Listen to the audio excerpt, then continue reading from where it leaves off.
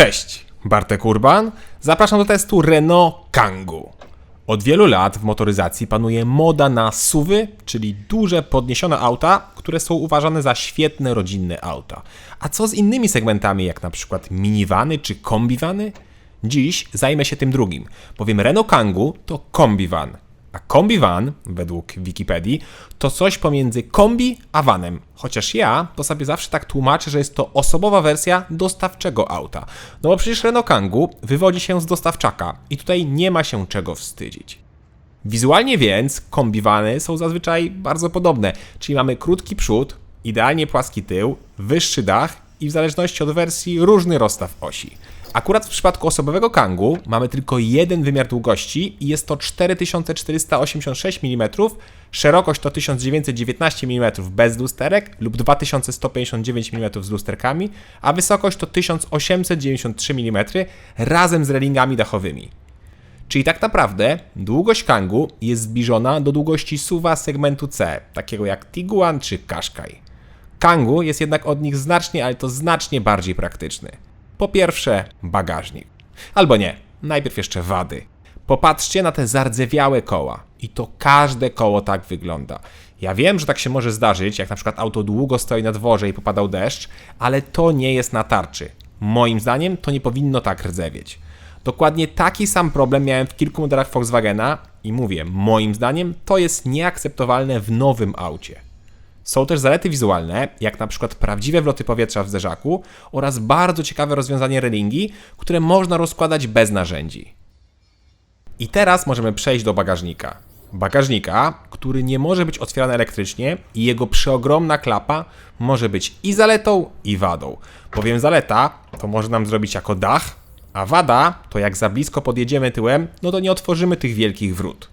Ale jak już nam się uda otworzyć wrota, to można tam wręcz zamieszkać. Kufer jest przeogromny i ma 519 litrów, co nie wydaje się jakimś dużym wynikiem, ale w rzeczywistości zmieści tam naprawdę wszystko. A w razie czego można położyć kanapę i uzyskać płaską powierzchnię i 2031 litrów przestrzeni. W kufrze są haczyki, gniazdo pod zapalniczkę, a koło zapasowe można mieć w opcji pod podłogą. Chociaż lepszy niż bagażnik jest kabina. Po pierwsze, mamy rozsuwane drzwi i to po obu stronach, co jest super wygodne. Zresztą, zobaczcie też na przednie drzwi, które otwierają się pod kątem 90 stopni. Wsiadanie do środka jest banalnie proste. Wskakujemy więc na tył. Tutaj niestety nie ma 3 oddzielnych foteli, tylko jest kanapa dzielona na 2 oraz jeden fotel. Siedziska są dość krótkie, ale miejsca jest naprawdę bardzo, ale to bardzo dużo, zwłaszcza na głowę. Do dachu od mojej głowy mam dobre 20 cm, a przypominam, mam 186 cm wzrostu. Z przodu jest oczywiście dużo wygodniej, a my mamy całkiem niezłą widoczność, bo siedzimy wyżej poza jednym elementem. Te wielkie i grube słupki A naprawdę nieco zasłaniają nam widok i to pomimo, iż obok mamy dodatkowe szyby. Do tego trzeba się przyzwyczaić. Poza tym łatwo dobrać pod siebie pozycję i to nieważne, czy macie 150 czy 190 cm wzrostu. Miło też, że z przodu jest Isofix, czyli w aucie są 3 Isofixy. I jeszcze wracając do tego wzrostu, no to niestety osoby powyżej 180 cm będą miały ten problem, że jak podjedziecie blisko świateł, to trzeba się będzie mocno wychylać.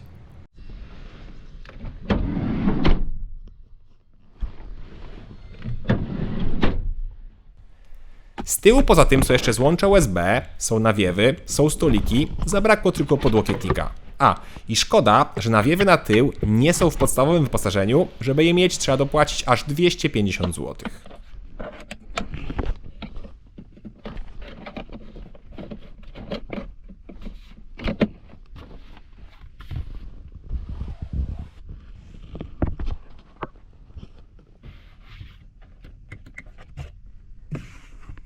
W takim razie pora na deskę rozdzielczą.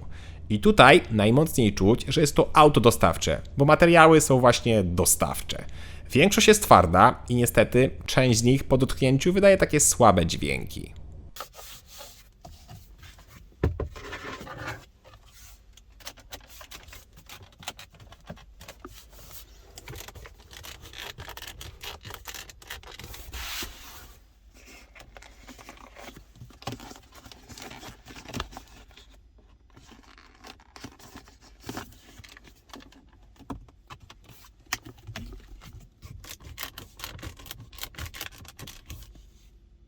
Niestety, spasowanie jest momentami kiepskie.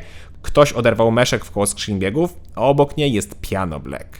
Co więcej, nawet z kluczyka schodzi farba, chociaż to nie wina Kangu, tylko całego Renault, bowiem większość modeli, które mają system bezkluczykowy, ma właśnie taką kartę.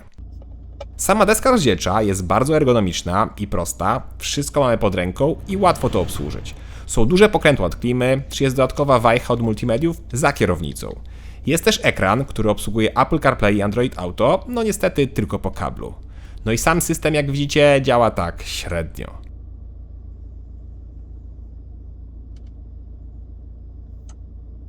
Mamy za to dużo złącz i schowków, jest też nawet trzymadełko do telefonu, które można łatwo zamontować po drugiej stronie lub w ogóle zdemontować. Sprytne.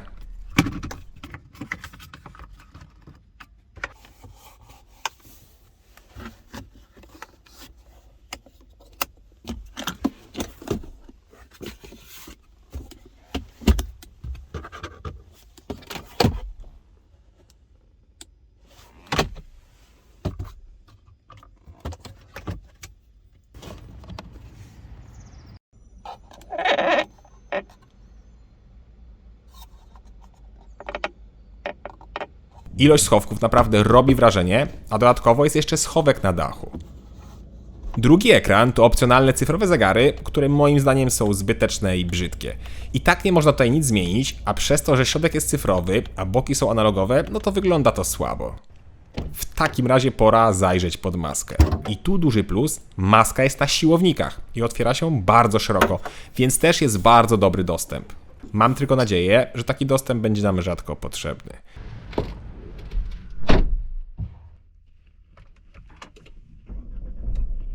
W Kangu możemy mieć jeden z dwóch silników. Mamy jedną benzynę i jednego diesla. Benzyna to 4-cylindrowe benzynowe 1.3 turbo, a diesel to 4-cylindrowe 1.5 turbo. Benzyna ma 100 lub 130 koni, a diesel 95 lub 115 koni. Czyli Kangu ma dość małe moce, ale to nie jest wyścigówka. Ja wybrałem w moim odczuciu najlepszą jednostkę do tego auta, czyli diesla 1.5 DCi o mocy 115 koni, który to może mieć w opcji dwusprzęgowy automat EDC. I ja właśnie miałem taki zestaw, który teoretycznie powinien robić setkę w 13,2 sekundy. Pora to sprawdzić.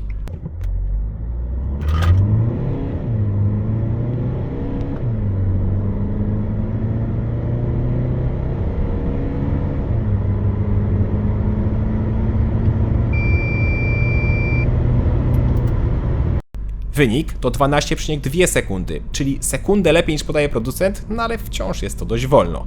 Chociaż do tych 50 km na godzinę są 4 sekundy, czyli w zupełności wystarczające do miasta jak znalazł. Auto też nie ma procedury startu, czy innych zbędnych w tym segmencie gadżetów, po prostu gaz do dechy i jedziemy. A nie, przepraszam, są tryby jazdy. Jest zwykły, Eco i Perfo, czyli pewnie performance od sportowego. I na Eco nie polecam jeździć, bo auto jest strasznie zamulone i ma słabą reakcję na gaz. Wydaje się, jakby miało mniejszą moc. Trzeba naprawdę mocno klepać gaz. W normal jest idealnie, bo znowu w tym trybie sportowym jest aż zbyt brutalnie, aż lekko szarpie. A właśnie, skrzynia biegów. Jest to dwusprzęgowy automat EDC, który ma naprawdę bardzo małe opóźnienie. Brawo!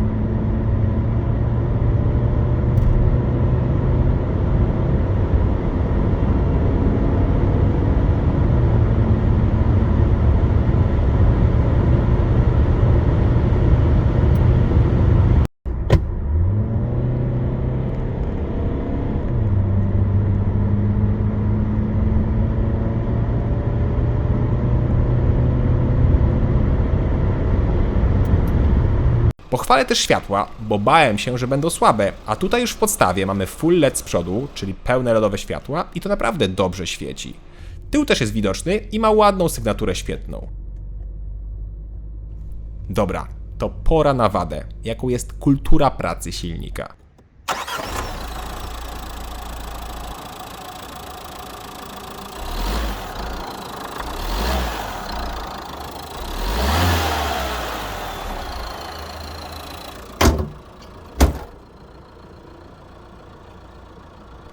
Silnik ma naprawdę słabą kulturę pracy i jest głośny, zwłaszcza na zimnym, a do tego wyciszenie auta jest przeciętne i powyżej 120 km/h zaczyna się robić głośno. Niestety to też po części wina roboczego rodowodu. Ale słabą kulturę pracy jestem w stanie momentalnie wybaczyć, jak podjedziemy do dystrybutora. Auto pali super mało.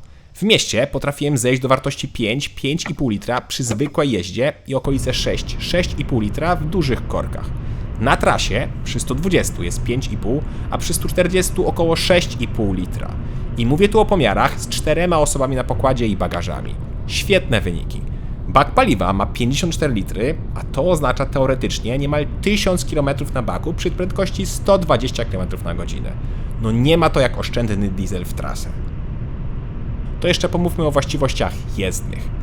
Kangoo ma całkiem przyzwoity prześwit, który wynosi 16 cm, a to połączeniu dość miękkim zawieszeniem i większym profilem opony oznacza w miarę zadowalający komfort.